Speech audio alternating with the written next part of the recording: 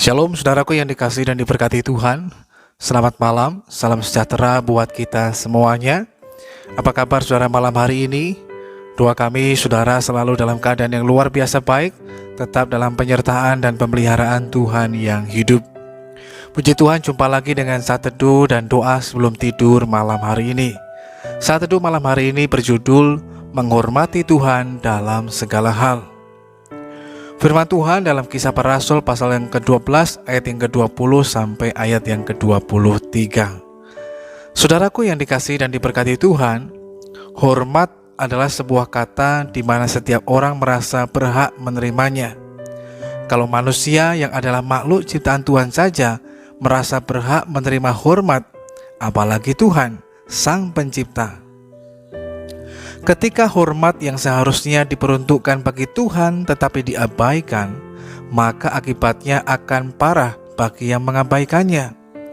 Banyak peristiwa di dalam Alkitab yang menjelaskan tentang akibat bila tidak memberi hormat kepada Tuhan. Dua di antaranya adalah kisah dari Musa dan kisah dari Herodes. Dari Musa, Tuhan sendiri yang berfirman bahwa Musa tidak menghormati kekudusan Tuhan. Tidak menghormati kekudusan Tuhan di sini menunjuk kepada tindakan yang tidak sesuai dengan perintah Tuhan. Bisa dikatakan bahwa Musa bertindak menuruti perasaannya sendiri. Meskipun secara keseluruhan bisa dikatakan bahwa Musa adalah orang yang baik dan benar, tetapi tindakannya ini tetap tergolong dosa. Akibatnya pun terbilang parah, yaitu Tuhan menarik kembali kepercayaannya yang diberikan kepada Musa untuk memimpin bangsa Israel memasuki tanah Kanaan. Bahkan dia sendiri juga tidak diizinkan masuk tanah perjanjian itu. Yang kedua dari kisah Herodes. Alkitab menjelaskan bahwa Herodes tidak memberikan hormat kepada Tuhan. Kisah kematian Herodes diawali dengan pidatonya di depan banyak orang. Tidak ada penjelasan apakah isi pidatonya, tidak juga dijelaskan tentang gaya berpidato. Yang jelas bahwa orang banyak mengeluh-elukannya. Ini terlihat dari sambutan mereka terhadap pidato Herodes tersebut. Dan rakyatnya bersorak membalasnya, ini suara Allah dan bukan suara manusia. Jika dilihat dari bagian ini, bukankah Herodes tidak bersalah? Bukankah rakyatnya yang mengatakannya? Secara kasat mata memang seperti itu, tetapi sebenarnya tidak. Herodes tetap bersalah. Bahkan kesalahannya sangat fatal, sebab dia tidak melarang rakyatnya menganggapnya dia Allah, yang berarti dia menyetujui posisi untuk menjadi pesaing Tuhan. Perhatikan bedanya dengan Barnabas dan Paulus yang mengoyakkan pakaian mereka, tanda keprihatinan yang mendalam ketika orang banyak menganggap mereka dewa, di mana Barnabas disebut Zeus dan Paulus disebut Hermes. Hak untuk dihormati sedemikian tinggi itu hanya milik Tuhan. Maka ketika Herodes tidak memberikannya kepada Tuhan, Tuhan murka. Akibatnya seketika itu juga ia ditampar oleh malaikat Tuhan. Saudara yang dikasihi dan diberkati Tuhan, ada kalanya kita tidak menyadari bahwa kita seringkali juga tidak menghormati Tuhan. Kita menganggap rendah perintah-perintah Tuhan. Kita tetap mendendam, kita tetap menyimpan kebencian, kekecewaan.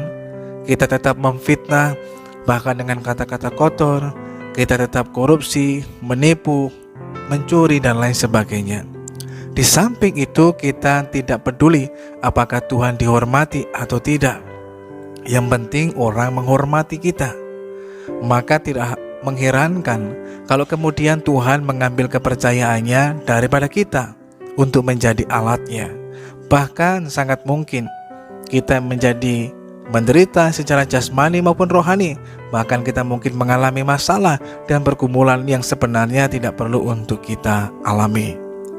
Saudaraku yang dikasihi Tuhan, malam hari ini mari kita terus belajar melalui kehidupan kita, hormati Tuhan di setiap kesempatan dan waktu, baik melalui ucapan perkataan kita, melalui perbuatan kita, dan sikap kehidupan kita. Bukan hanya pada saat kita beribadah, namun dalam praktek kehidupan kita 24 jam, dimanapun kita berada. Biarlah melalui kehidupan kita, Tuhan senantiasa ditinggikan dan dipermuliakan. Tuhan senantiasa dipermuliakan, bukan dipermalukan. Ingatlah bahwa hidup kita adalah ibadah kita kepada Tuhan. Ingatlah juga bahwa kehidupan kita juga adalah penyembahan kita kepada Tuhan. Buat apa kita menyembah dan memuji Tuhan dengan luar biasa di gereja pada saat ibadah, namun lewat praktek hidup kita, Tuhan justru dipermalukan.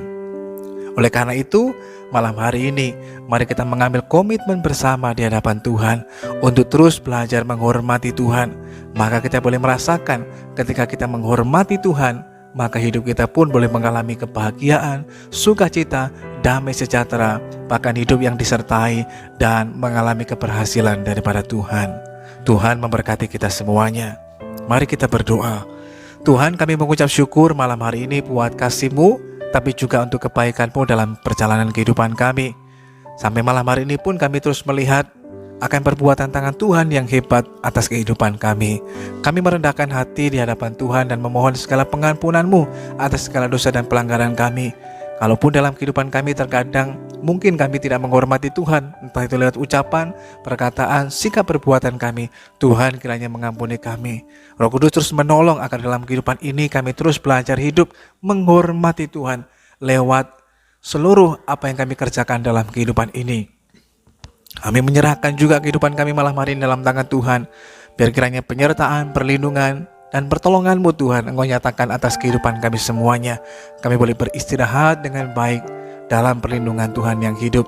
Dalam nama Tuhan Yesus Kristus kami berdoa dan mengucap syukur lagi malam hari ini. Haleluya. Amin. Hormatilah Tuhan, maka engkau akan berbahagia. Selamat malam, Tuhan Yesus memberkati kita sekalian. Dan sampai jumpa kembali pada saat teduh dan doa sebelum tidur yang selanjutnya.